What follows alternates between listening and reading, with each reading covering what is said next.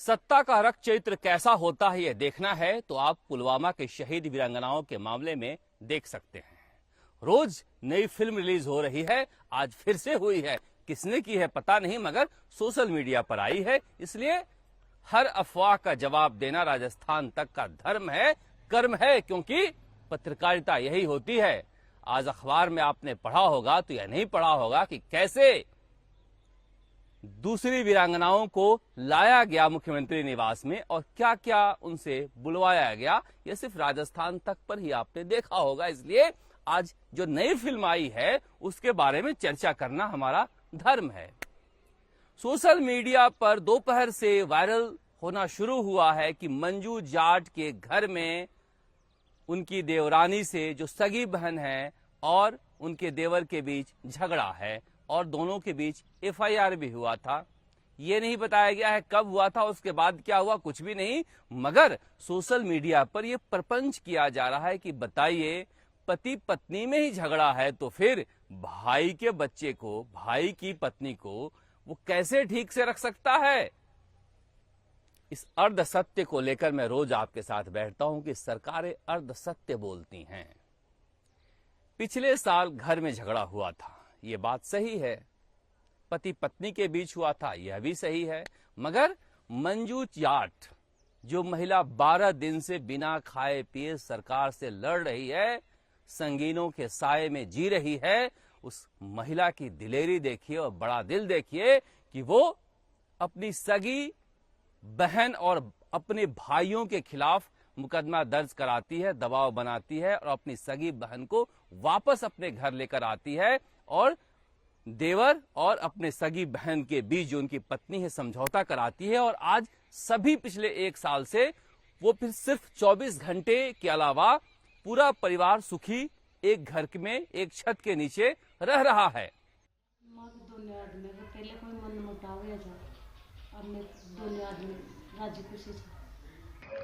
मेरे और मेरी पत्नी के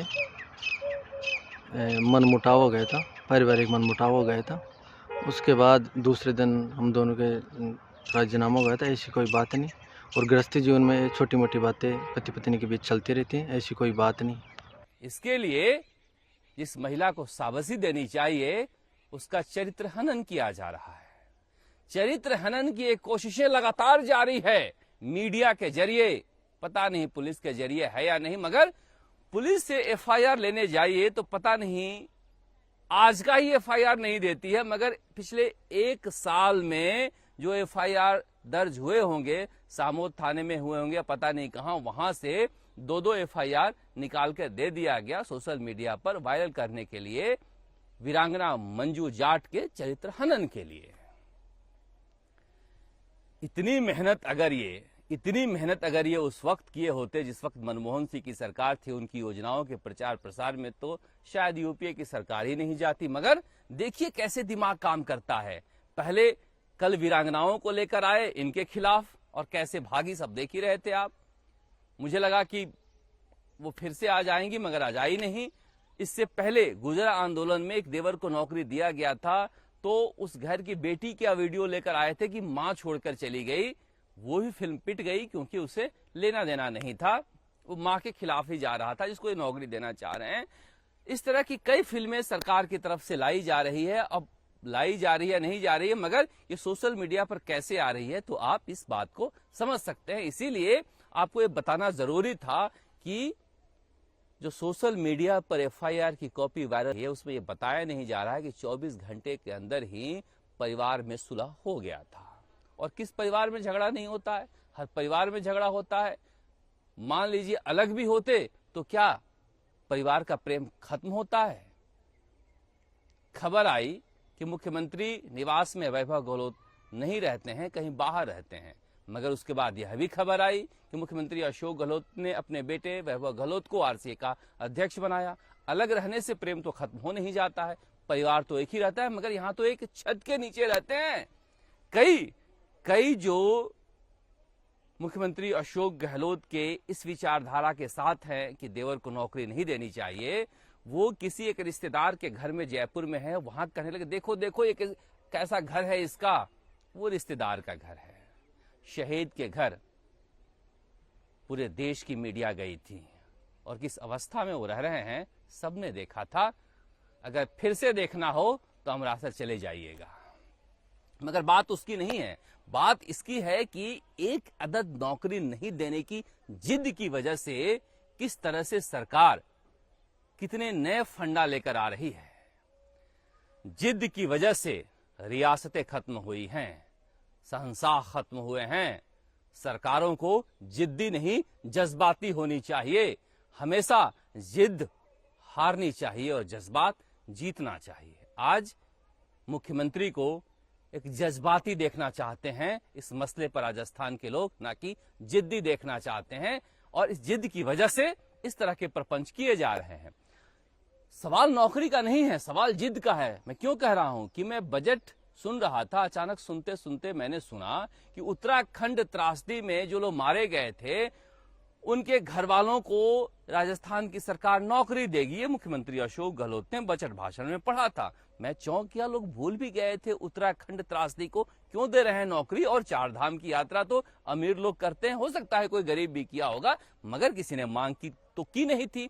बिना मांगे उत्तराखंड त्रासदी में मारे गए लोगों के घर वालों को नौकरी दे रहे हैं, और यहां पर भूखे महिलाएं चीख रही हैं, मिल ही लीजिए, मिल भी नहीं रहे हैं। आज महोत्सव में गए हैं लक्ष्मणगढ़, गोविंद सिंह डोटासरा के पास। मुख्यमंत्री अशोक गहलोत जी, महोत्सव में जाइए, क्योंकि महोत्सव जरूरी भी है, जश्न मनना भी चाहिए, मगर वीरांगनाएं किस हालात में हैं राजस्थान तक दिखा रहा है। किस तरह पुलिस के पहरे में हैं ये हम लगातार दिखा रहे हैं। संगीनें वहां से हटनी चाहिए, उनके चेहरों पर मुस्कुराहट चाहिए। और पेपर लीक के मसले पर पता नहीं कितने लोग पेपर लीक करके नौकरी पा गए। एक नौकरी से क्या हो जाता है? मैं बार बार कह रहा हूं कि क्यों आप चाहते हो कि शहीद का बेटा अनुकंपा पर 3rd ग्रेड या 4th ग्रेड की नौकरी पाए? क्या पता पढ़ लिख कर बड़ा आदमी बन जाए। बहुत सारे शहीदों के बच्चे डॉक्टर, इंजीनियर, IAS, IPS हैं, उदाहरण भरे पड़े हैं। इन्हें भी इनसे इतना ही मोह है तो पढ़ा लिखा दीजिए, यह भी काबिल बन जाएंगे। मगर नहीं, जिद है। इस जिद की वजह से ये हालात बने हुए हैं कि मुख्यमंत्री अशोक गहलोत का साथ कांग्रेस के मंत्री और विधायक छोड़ रहे हैं।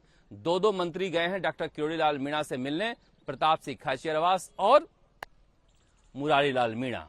इसके अलावा प्रतापगढ़ के विधायक रामलाल मीणा हो, गजराज खटाना हो, या फिर वेद प्रकाश सोलंकी हो, बहुत सारे ऐसे विधायक हैं जो कांग्रेस में जो लगातार डॉक्टर किरोड़ीलाल मीणा का समर्थन कर रहे हैं कि पुलिस को ऐसा व्यवहार नहीं करना चाहिए। मगर मैं पुलिस को दोष देता नहीं है, क्योंकि सरकार जिस तरह का आदेश देती है पुलिस वैसा ही करती है। फिर भी पुलिस को प्रतिकार करना चाहिए ऐसे मसलों पर। पेपर लीक को लेकर इसलिए मैं बात कर रहा हूं कि पेपर लीक कराकर लाखों लोग नौकरी पा गए हैं और एक वीरांगना जान दे रही है। आज उपेंद्र यादव मिले थे मुख्यमंत्री अशोक गहलोत से। आप सोच रहे होंगे कि अभी अभी तो CHO पेपर लीक को लेकर आंदोलन किया था, बहन और भाइयों को लेकर SOG गए थे, मोबाइल सौंप कर आए थे और सारे सबूत लेकर SOG ने कहा था कि पेपर आउट हुआ है, हम रद्द करवाएंगे। मगर ये रद्द हुआ नहीं, तो मुझे लगा कि उपेंद्र यादव की मुख्यमंत्री अशोक गहलोत से कोई बातचीत हुई होगी, क्योंकि आज मुलाकात हुई है। मगर मुलाकात धर्मेंद्र राठौड़ ने कराई थी, इसलिए कोई बात नहीं हुई है, सिवाय कि हम आजीवन कारावास की सजा का प्रावधान कर देंगे उस बिल में। उस बिल को लेकर क्या करेंगे हम उस कानून का? जब जांच ही नहीं होगी तो सजा कैसे होगी? यहां तो जांच ही नहीं हो रही है। CHO मसले पर कोई भी बोलने के लिए तैयार नहीं है कि वो 2 mobile, 3 mobile, 4 mobile, Vinod Meena सारे सबूत ले लिए, तो फिर क्या हुआ? 3rd ग्रेड टीचर का दोबारा जो पेपर आउट हुआ जोधपुर में, उस मसले का क्या हुआ? कहा जा रहा है कि राजस्थान की पुलिस या फिर सरकारी आदेश की वजह से इस तरह से काम करने लगी है कि अब कोई जांच नहीं होगी। किसी तरह से सरकार अपनी बात मनवाएगी। मगर मुझे लगता है कि चुनावी साल है और राजस्थान की जनता देख रही है। कांग्रेस में भी एक बेचैनी है। आज 13-14 दिन हो गए, आपने देखा होगा कि कहीं से भी कोई भी कांग्रेस का विधायक या मंत्री मुख्यमंत्री अशोक गहलोत के पक्ष में नहीं बोल रहा है। कल से विधानसभा शुरू हो रहा है और विधानसभा में यह मसला उठेगा, मगर सुबह सुबह 8:30 बजे कहा जा रहा है कि मुख्यमंत्री अशोक गहलोत भी गौतम अडानी के खिलाफ राजभवन मार्च में हिस्सा लेंगे। उसी गौतम अडानी के खिलाफ जिन्हें पलक पावड़े बिछाकर जयपुर में बुलाया गया था, और कहा जा रहा है कि किसी तरह का लॉटरी या फिर नीलामी नहीं हुई है, बल्कि 75,000 बीघा का अलॉटमेंट हुआ है और 75,000 बीघा प्रोसेस में है और अभी तक सरकार ने उसे रद्द भी नहीं किया है। उसी गौतम भाई और अडानी जी के खिलाफ कल मुख्यमंत्री अशोक गहलोत सड़क पर उतरेंगे। यही भरोसे का संकट पैदा हो जाता है। भरोसे का संकट हर जगह है, भरोसे का संकट हर जगह है, क्योंकि सरकार कुछ कहती है और कुछ करती है। मुझे लग रहा है कि मुख्यमंत्री अशोक गहलोत को ऐसा लगता है कि हमने एक बार फैसला कर लिया और उस जिद पर अड़े रहेंगे तो फिर जनता हमारा साथ देगी, मगर ऐसा है नहीं, क्योंकि इस तरह के फिल्में अगर रिलीज की जाती है तो बैकफायर होता है। सरकार में रहते हुए आप सोचते नहीं हैं, आप उसे देखकर खुश हो सकते हैं कि देखिए किस तरह का सबूत हमने लाया है कि मंजू जाट के घर में झगड़ा है, मगर पूरी कहानी बताने के लिए हम मौजूद हैं, इसीलिए दाल गलेगी नहीं। पेपर लीक का मसला हो या फिर पुलवामा के शहीदों को लेकर जिस तरह से राजस्थान के जनता में गुस्सा है, उस आक्रोश को आप राजस्थान तक पर देखते रहिए कि हर साजिश का पर्दाफाश हम करते रहेंगे। इसीलिए हम मंजू जाट के घर गए थे दिखाने के लिए आपको कि इस हालात में वो रह रही है। मुख्यमंत्री अशोक गहलोत जी, अब भी वक्त है, 2 मिनट लगेगा, मिल लीजिए, क्या पता कोई रास्ता निकल जाए। वैसे भी आप संवेदनशील हैं, आपकी संवेदनाएं क्या पता जग जाए। हमारा काम है संवेदनाएं जगाने का, सरकारों में हम करते रहेंगे। आप देखते रहे राजस्थान तक। नमस्कार, जयपुर से शरद कुमार।